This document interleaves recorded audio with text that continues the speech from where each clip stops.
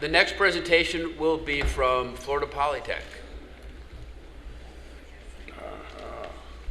And the schedule this morning, we have 2 presentations, then at 10:45 we'll have a break.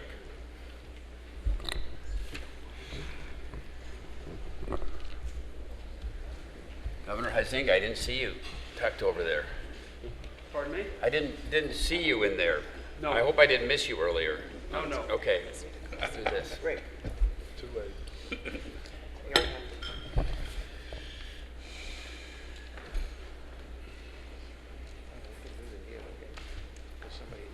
And I would like to welcome Madam President and former Chairman Chair Parker. Welcome.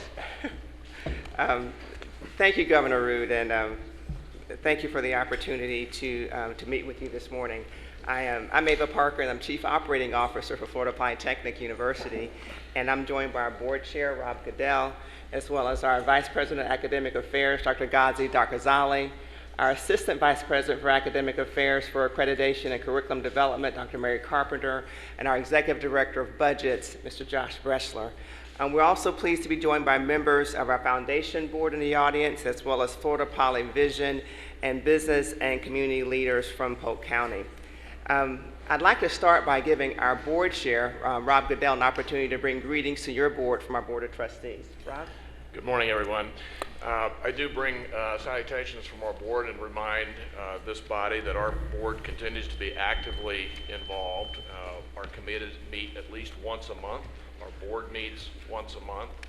And our strategic planning group is also meeting every 2 months to update our plan.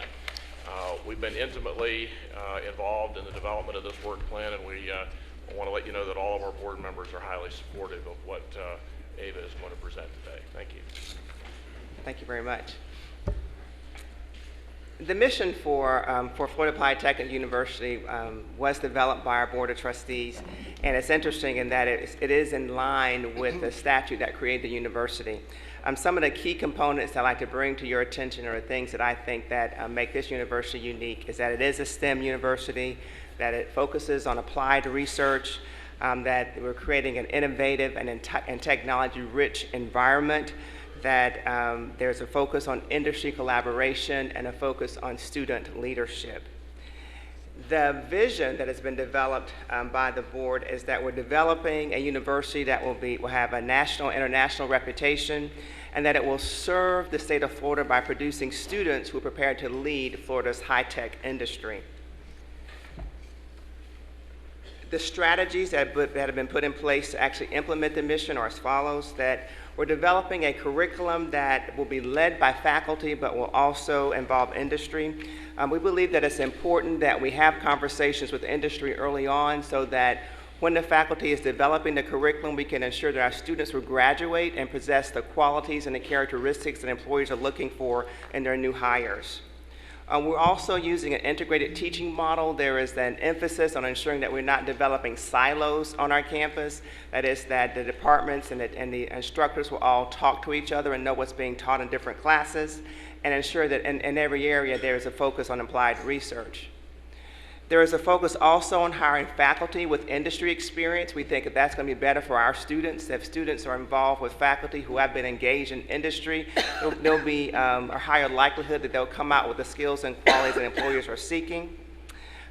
Because we are only having 2 colleges, a College of Engineering and a College of Technology and Innovation, there's also a focus on ensuring that finance, leadership, and ethics training are part of the experience of each of our students and the majors that they select.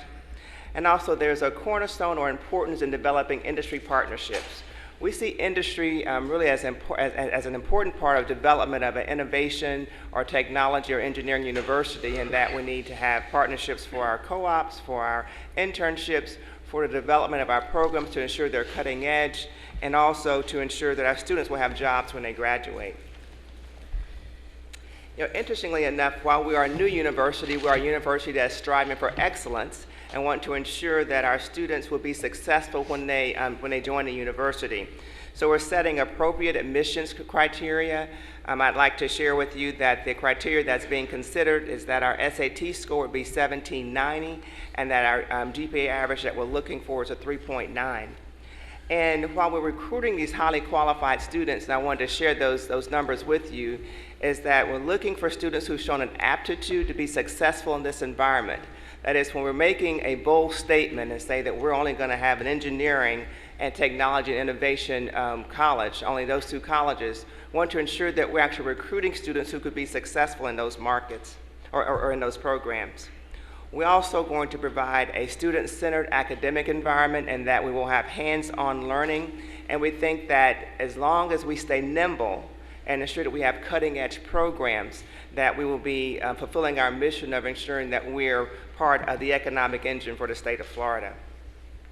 Additional strategies are that we want to provide internships for all of our students. We think that internships and co-ops are important for our students to have those experiences, so when they graduate, they'll be ready for the workforce. This is a bold university that's being created. It's one, like we said, will only focus on engineering and technology and innovation.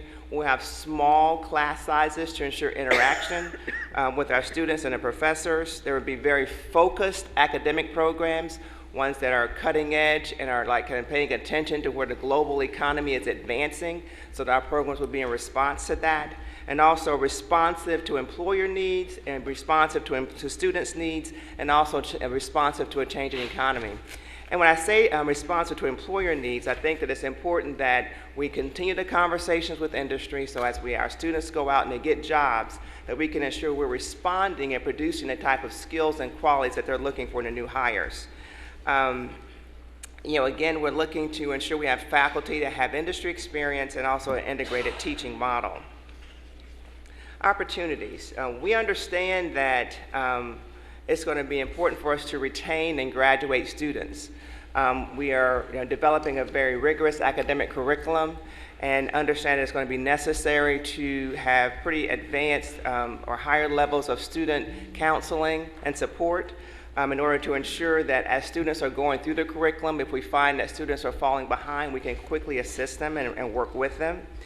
We also want to keep our students interested. That is, that we're developing a curriculum model that will give our students an opportunity to be involved in their subject area during their first year. We think that if we keep them interested and keep them supported, that we'll have a greater likelihood of success.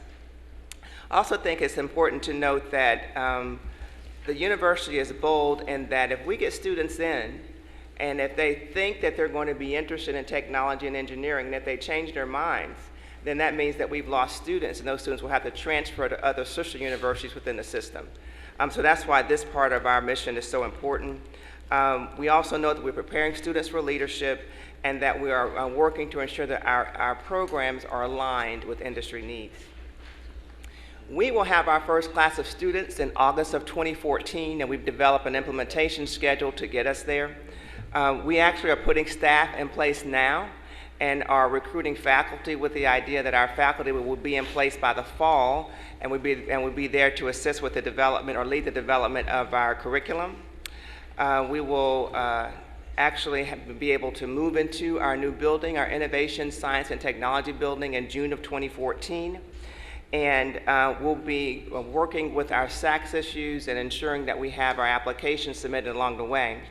I mentioned to you that we have an Assistant Vice President for Academic Affairs, Dr. Carpenter, who is going to specifically work with SACS and accreditation issues. Mary is important to us because she's developed engineering programs from scratch before, and she also has taken them through the accreditation process.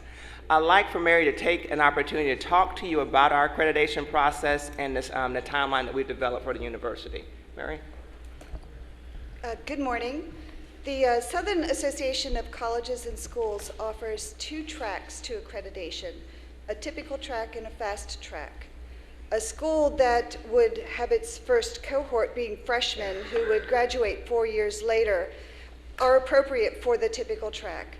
At Florida Poly, our transfer students and our graduate students will finish in about 2 years, which means that the fast track is what is appropriate for us.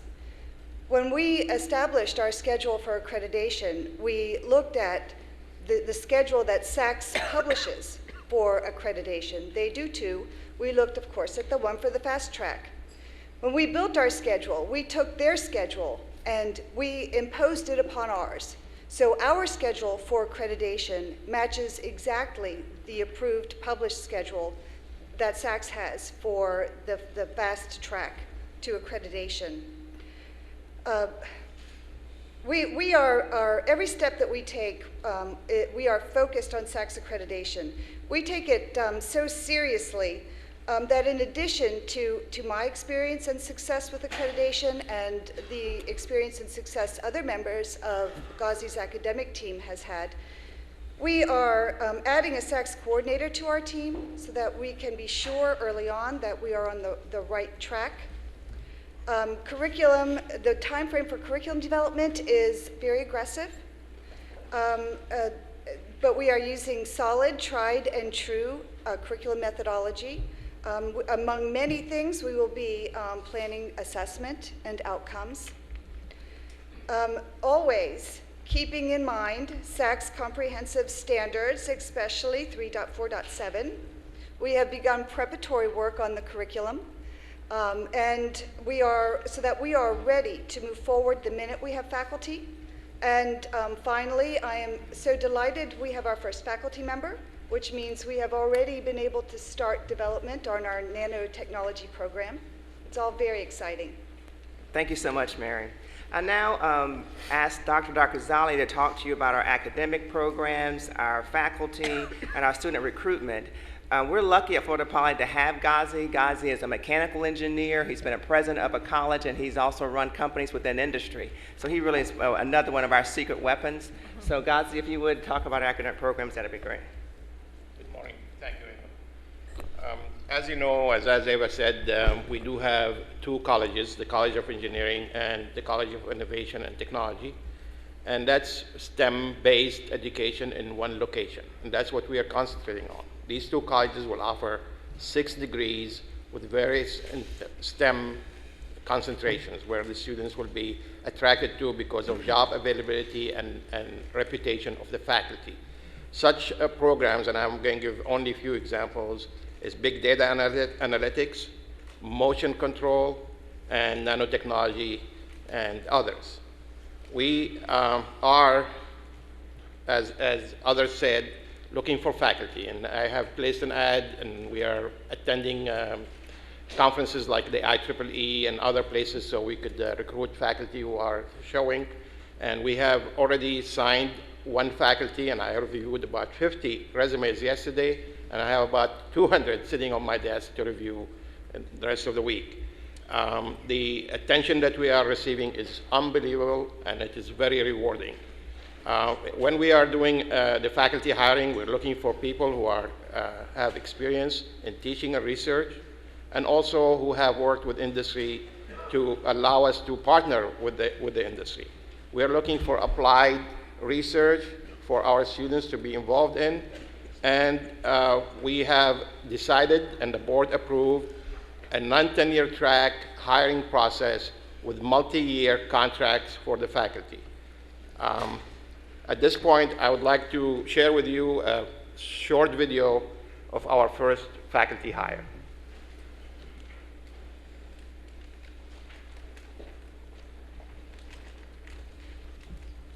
Hi, I'm Dr. Rob McCuspy, the Director of the Nanotechnology and Multifunctional Materials Program and an Assistant Professor here at Florida Polytechnic University. I started my education at the University of Central Florida. I got a bachelor's in chemistry and a bachelor's in molecular biology.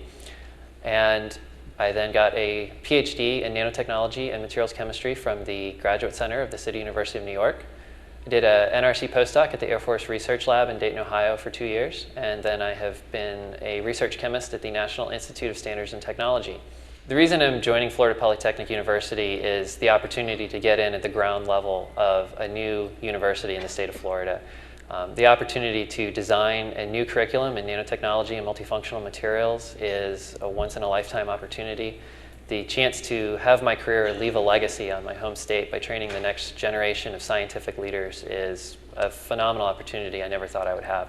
Another exciting reason is the opportunity to develop partnerships with key stakeholders, be that local companies, nationally recognized research companies, or government national labs, and help get them involved in the curriculum development process and provide real-world applied education to the students at Florida Poly in hopefully a progressive new way for the students so that they can go out and go into graduate school, pursue graduate studies, they can go out and get jobs in their home state or anywhere in the country that they want because they're the most qualified applicants when they graduate.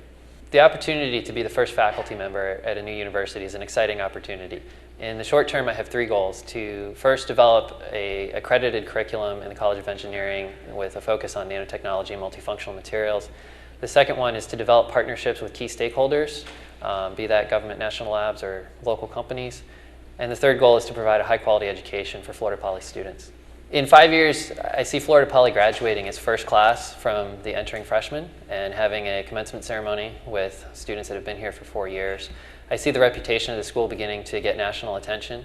And in 10 years, I see the school having a growing international and national reputation, a growing research portfolio, and becoming hopefully a model for how to partner with industry in developing an applied research education in a polytechnic setting. Great. In addition to having good faculty, the experience of a student depends on many other things. It depends on the delivery system. It depends on the quality of the academic programs. So we're looking at having a flat organization that allow for more focus on academic and less focus on bureaucracy. We have an innovative instructional method that will have networked laboratories, virtual library, ebook available, and virtual reference materials available 24/7.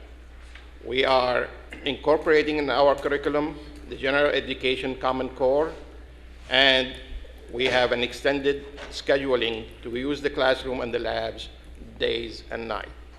In addition, we're looking at a digital campus where a student could use their iPads, their tablets, their smartphone, their laptops, etc., at any time to communicate with each other and with their faculty.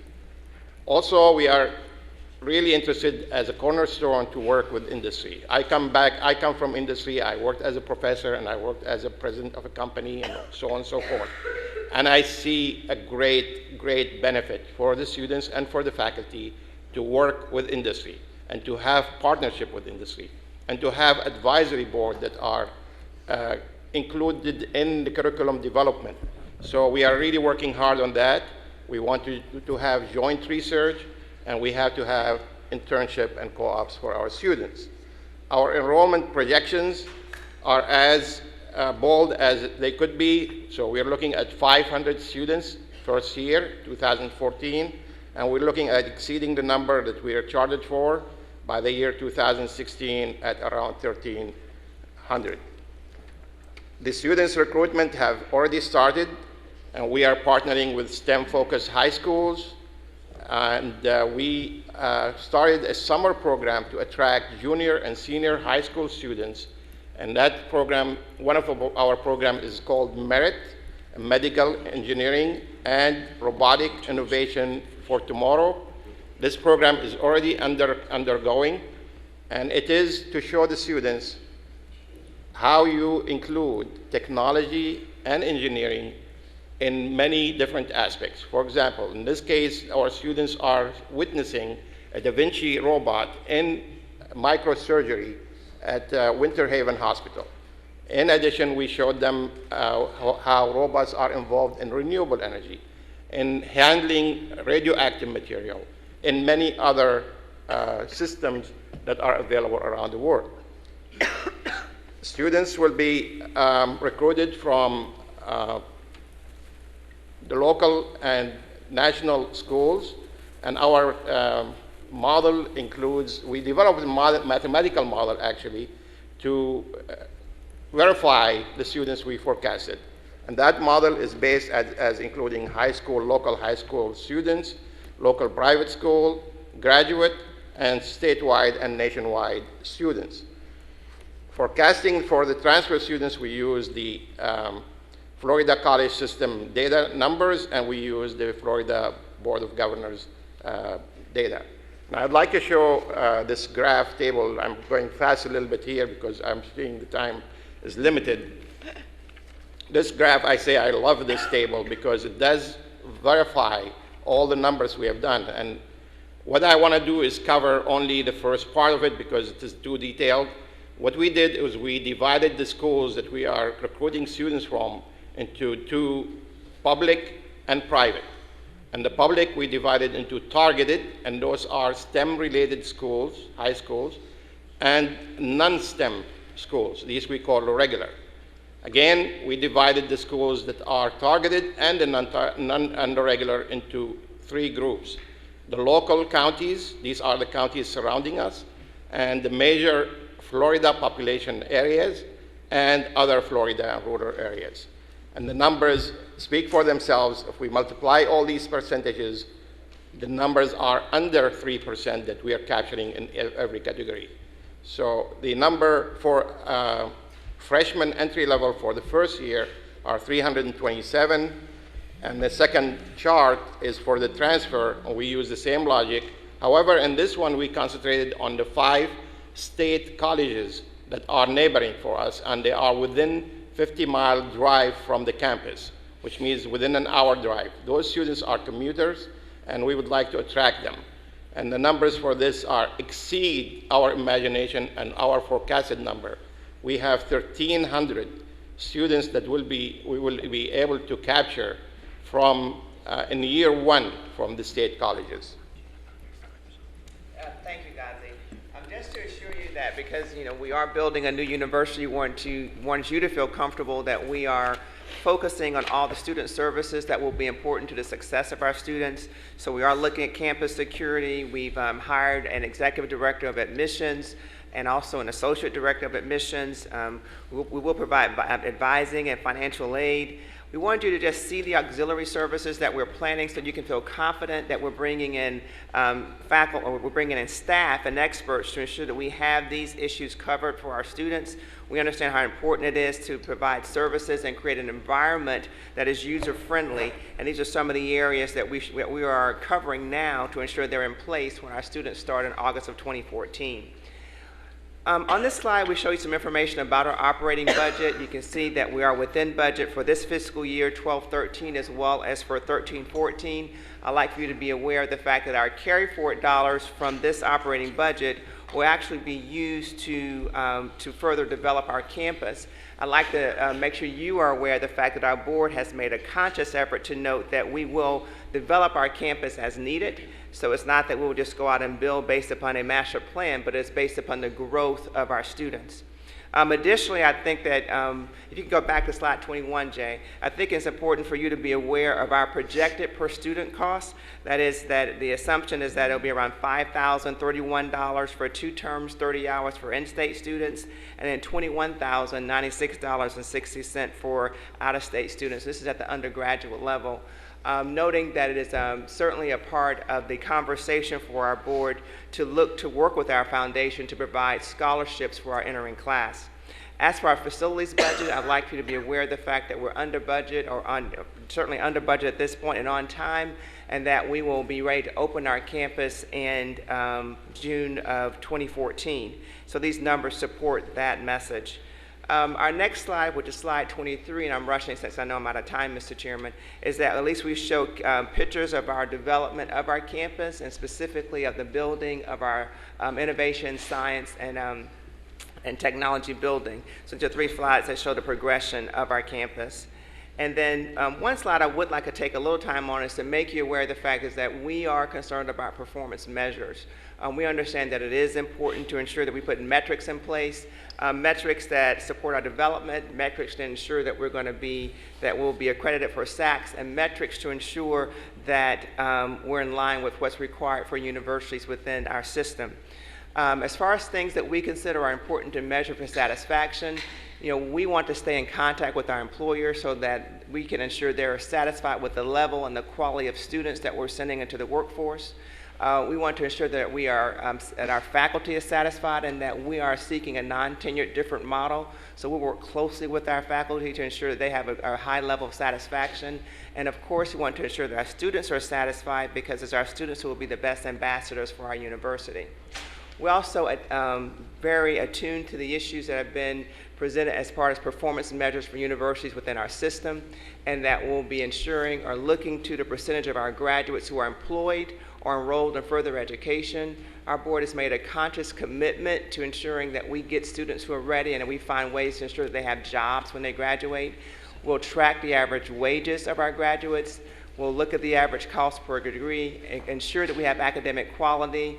Operational efficiency is also very important to the success of this university, in that we want to create a nimble institution that can react to changes in the economy and changes in technology.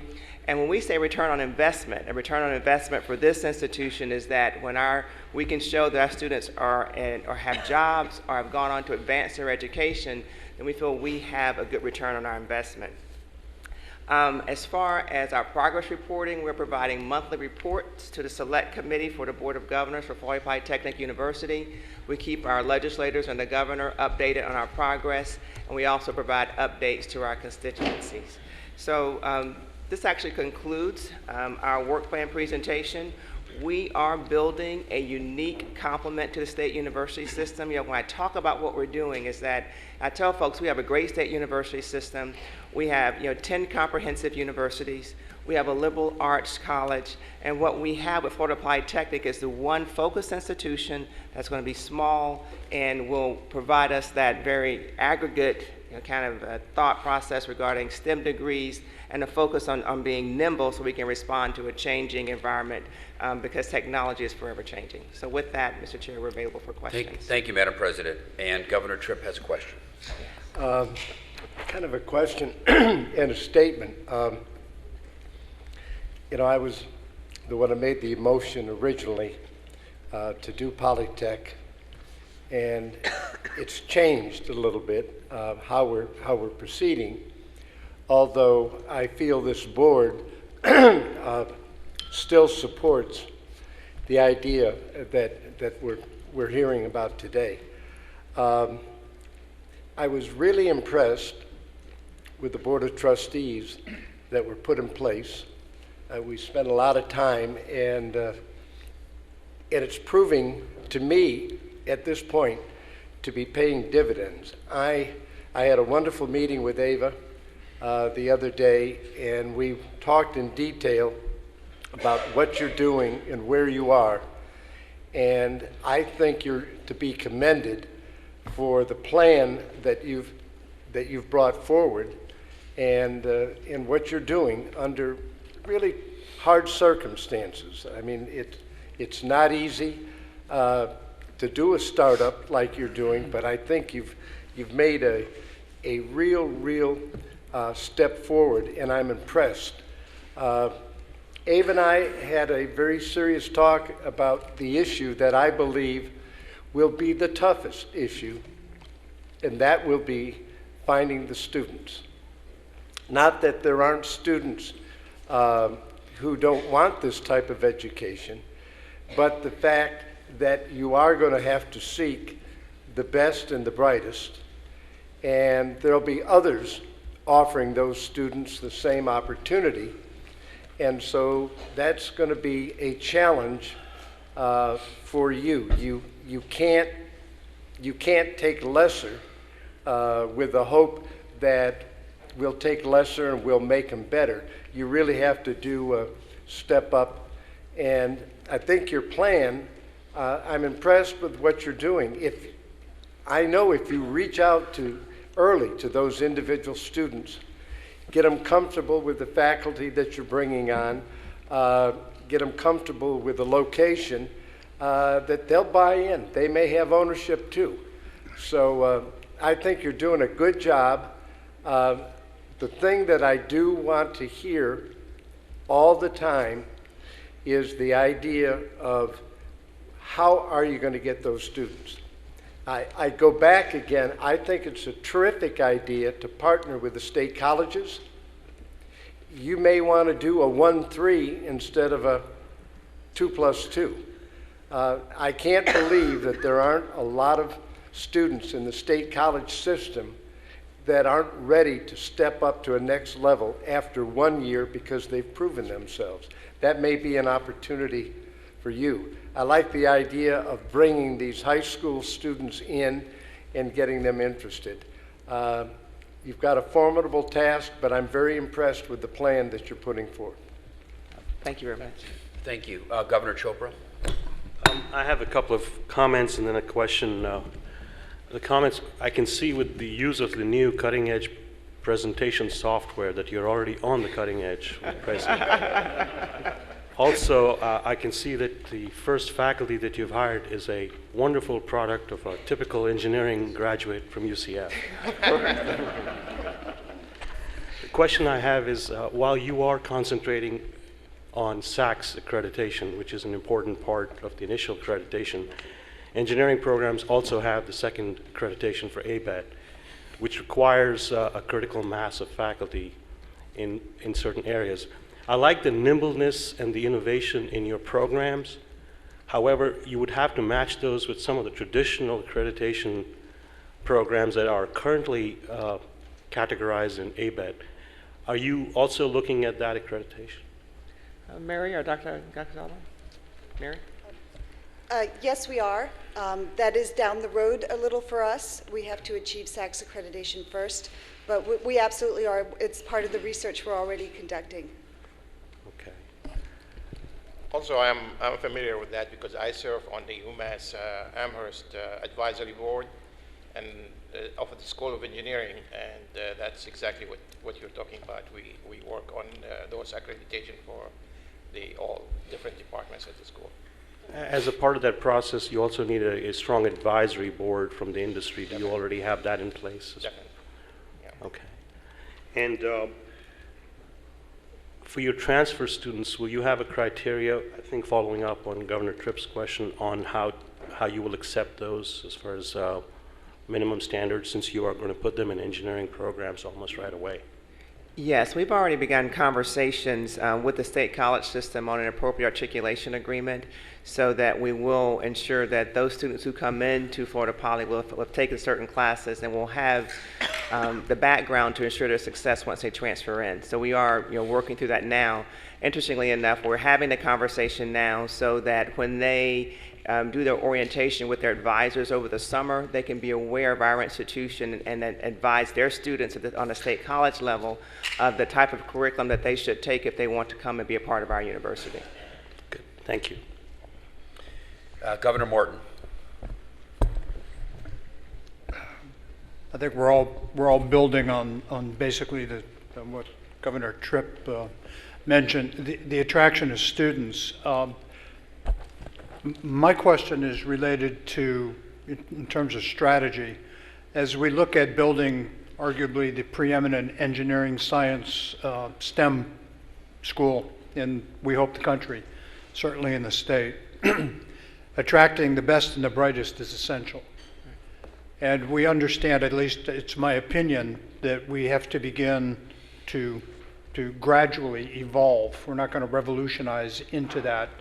And the articulation from the state colleges initially does make a great deal of sense to me. However, at some point, we will be in the business of attracting first-time in college students, the best and the brightest. My question is directed to, have you articulated a financial plan?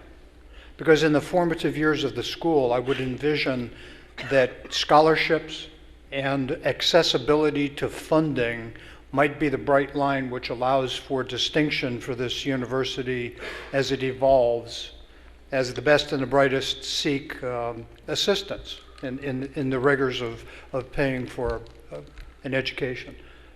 I didn't see any specifics. Do you have a specific business plan for the aggregation of the financial resources necessary to allow you to provide the scholarships and the financial assistance to the best and the brightest? Yes, and I guess I'd like to first respond to your your comments regarding the best and brightest. I think that while we are partnering with our state college system and hoping to mine the best and brightest students from there, we are also planning to look for the best and the brightest freshmen who will come in. It's interesting when the board actually looked at the criteria that we were establishing. There's a question of whether or not we would just accept students just to meet our numbers, and the answer is no.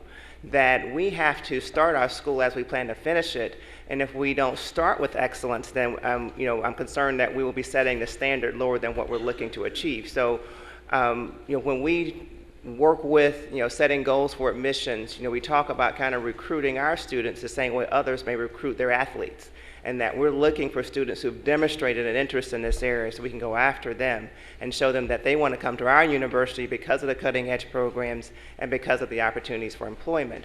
As it relates to assistance, we also have had several conversations of kind of mirroring a model that was adopted by University of Central Florida in their medical school, and that having our first class come in with scholarships. We've established our foundation, and they're committed to ensuring that we have financial support for our students. But then we also are aware of the fact that because we're an economic development university, that fundraising generally is going to be an important part of our success. So when we are working with our foundation for scholarships, we're also going to start working with industry to see how we can partner with them to ensure that we have the finances to produce this advanced university that we're planning for the state. Chair Colson. Thank you. Very well done presentation, and I commend the hard work of your board and you and your people in this presentation. I voted for the motion that you were the chair of for this board.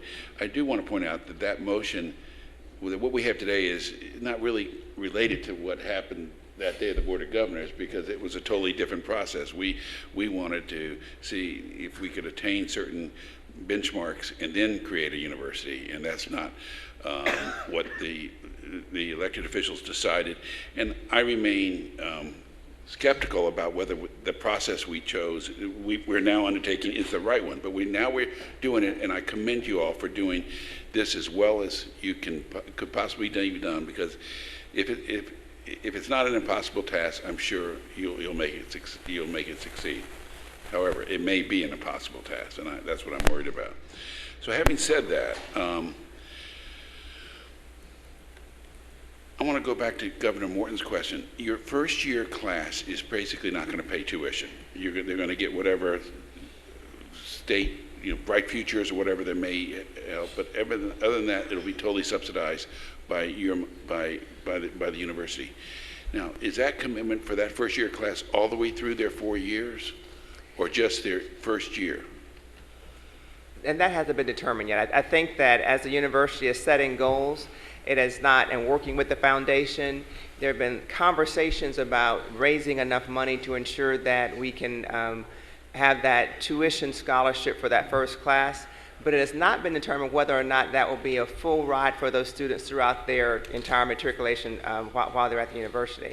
I'm working with the board and the foundation. I hope that we land there, but that has not been determined yet. And as you look out on a 5-year budget, are you assuming that your second class will be paying tuition?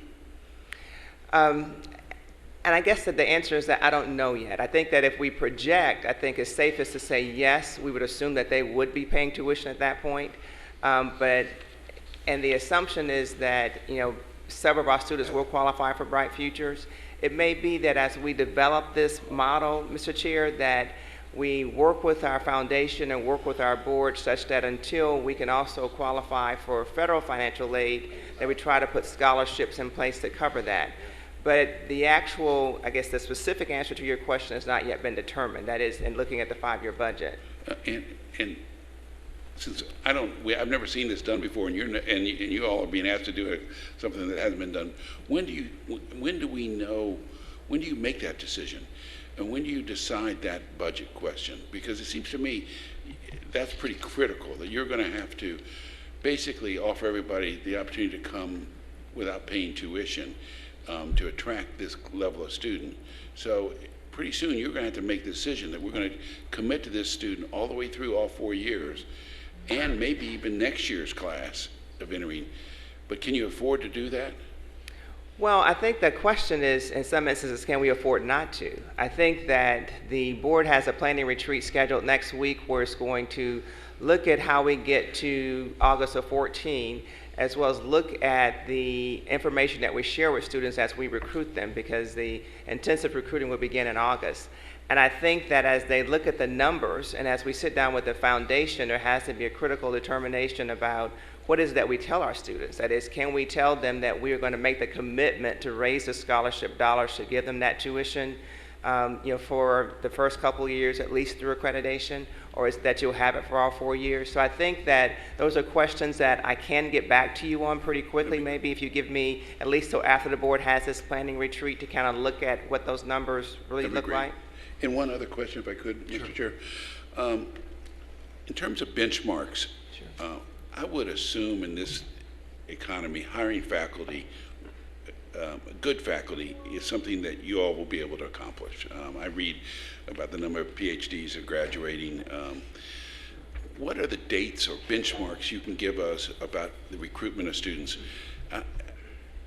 When does the money have to go? Normally you say when the money goes hard, that's, the kid's going to show up, but there's no money. So when do you find out that you got an entering class that's going to show up of 350 kids? Will that be next June, a year from now, before you really know that you've got a class? Actually, be much earlier. I mean, the goals that I've set, internally, are that we will recruit students throughout, August. We'll start in August and we'll continue recruiting. But I believe that it's in the first quarter of 2014 that I have to be able to stand up and say we have recruited the students to start our first class. So the internal goal, while students won't start until August of 14 and while recruiting will continue up until that point, internally for myself, I believe that it's important that we're able to get those students and get those commitments in the first quarter of 2014. Okay. And finally, one last, we've had some discussion about a diversified education, teaching kids civics and economics and history as part of, even if they're going to be STEM majors. Have you all addressed that Common Core education for your entering freshmen and sophomores? Yes, I guess we've thought about it in a couple different ways. I think that because we are, a focused university, we will likely limit, some of the electives that our students will be allowed, will be offered to select, and that we want to ensure that our students have the leadership and finance and that type of and ethics training.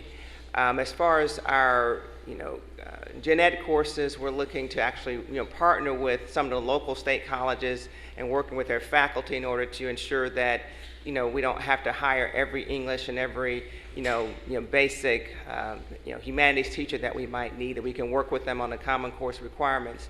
But I guess we're looking at the students that we'll have at our university, that it is a different student, and that is one that we want to definitely create, a full, kind of person that has like a full experience, but that will limit that experience, and that the kinds of classes that you're referring to may not be taught at this university, because we want to ensure that that student with that elective process will actually have, finance opportunities, the ethics, and the leadership training. So it may not be the traditional civics that you would find at a liberal arts college or at a comprehensive university, because we know we're not looking to provide as many different options. So it is a different model, but we think that we'll have the electives and the courses that will ensure we have a complete person that's graduating with just this particular background. Last question, Governor Link. Thank you. Thank you again for your report.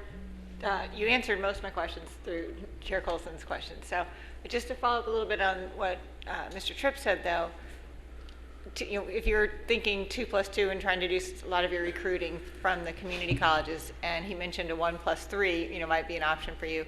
I just would throw out that there are people here who know what it's called, and I forget, but the program that allows students to leave a community college before they've completed their AA, and then still get, once they've completed those requirements, still get the AA.